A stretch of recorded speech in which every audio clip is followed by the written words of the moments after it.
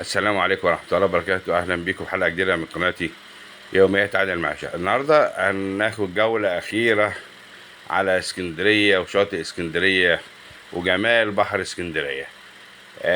هوريكم مشاهد كده جميلة جدا، حاولت أصورها بس شايفين الراجل ده واقف بيصطاد تقريبا من الساعة، هو راح قبلينا من الساعة 1 الظهر لغاية الساعة 7 أو 7:30 بالليل وهو واقف يصطاد. هو مش بيصطاد يا جماعة عشان يصطاد سمك يعني. الهدف التحدي في الصيد بين ذكاء الراجل وذكاء السمكة. لو تعرفوا قعدت أراقبه عشان أشوف اصطاد كام سمكة. بتوقع حوالي 4 5 سمكات، الله أعلم إذا كان قبلية اصطاد حاجة ولا لأ. منهم سمكتين، الأربعة دول يعني شالهم. منهم سمكتين نطوا منه وهو بيرفعه، يعني ذكاء جامد جدا من السمكة، راح نطيه في المايه تاني وهريوا. السمك يعني قد الكف، مش كبير قوي، لكن المتعة في الايه، في الصبر عشان يصطاد السمكة. اهو قاعد في الشمس وحط الكرسي، هيجيب كرسي دلوقتي من عندنا ويقعد اهو. هو جايب شلتة بردك قاعد. دي المراكب دي اللي شفتوها دي مركب نزهة جميلة جدا على شاطئ اسكندرية.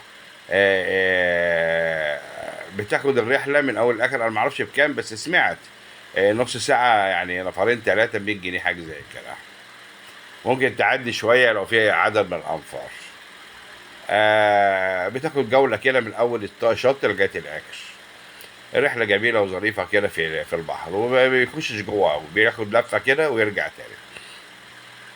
دي عند شاطئ يعتبر شاطئ ميامي وسيدي بشر وبورفاج عند نفق 45. كل شاطئ محمود سعيد اللي كنا قاعدين عليه. اهو الراجل يا جماعه انا مركز معاه جامد ما اعرفش بقى عيني وحشه عليه ولا ايه اهو. آه، فايه اهو المركب بتلف وترجع تاني، اللي هي بتاعه النزهه. مركب الصيد قدها، بس مركب الصيد لا، دي مركب صيد يا جماعه، مش مركب نزهه، دي مركب صيد صغيره.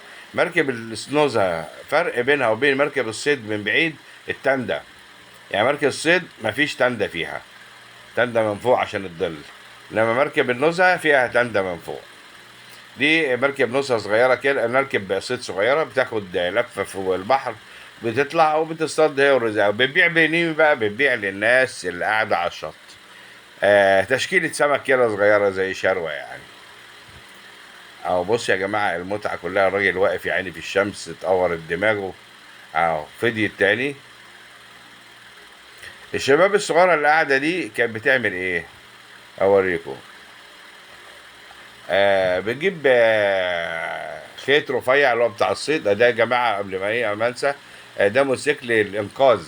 مفيش بقى ابراج دلوقتي ولا بتاع، هو اي حد بيشوفه من بعيد بيروح طالع على البحر بيلف، لو لا حد بقى هيغرق مثلا بعيد عنكم او في بتاع حد ما يعرفش يعوم بيقف معاه.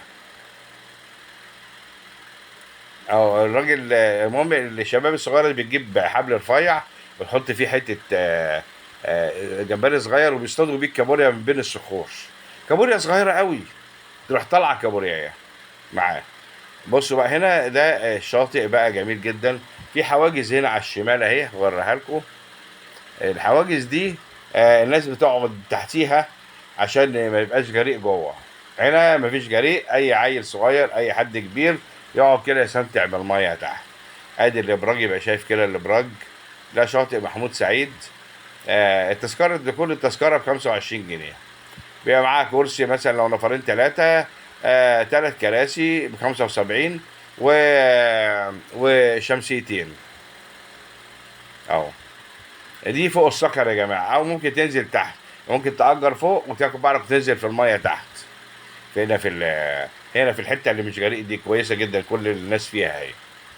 ولا اللقاء في حلقة جديدة. كل سنة وانتم طيبين، سلام.